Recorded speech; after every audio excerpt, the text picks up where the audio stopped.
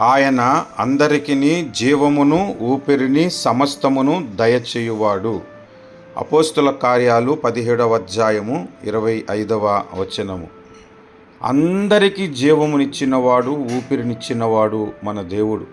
అందుకే ఆయనే నిజమైన దేవుడయ్యాడు. ఆ నిజమైన దేవుణ్ణి ఆరాధిస్తున్న మనము ధన్యులము. మనలను ఈరోజు వరకు సజీవులుగా ఉంచిన దేవునికి కృతజ్ఞతలు చెల్లిస్తూ ఈ మాటను బట్టి ప్రభువును కొనియాడుదాం. ప్రార్థన చేసుకుందాం. ప్రార్థనతో నాతో పాటు ఏకీభవించండి.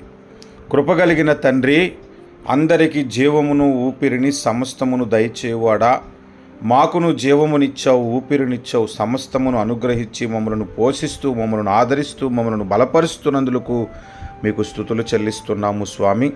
ఈ దినమంతటిలో నీ సజీవమైన రెక్కల చాటున మమ్మలను భద్రపరిచి నీ యొక్క సజీవమైన వాక్యము చేత మమ్మలను నడిపించండి. మీ బలమును మాకు అనుగ్రహించండి. మీ శక్తిని మాకు దయచేయండి. మీ వాక్యములోని శక్తిని, మాధుర్యమును మాకు అందించి మమ్మలను బలపరిచి మా ఆత్మలను స్థిరపరిచి మీ రాజ్యమునకే మమ్మలను ఆయుత్తపరచమని యేసు నామమున స్తుతిస్తూ ప్రార్థిస్తున్నాము తండ్రి.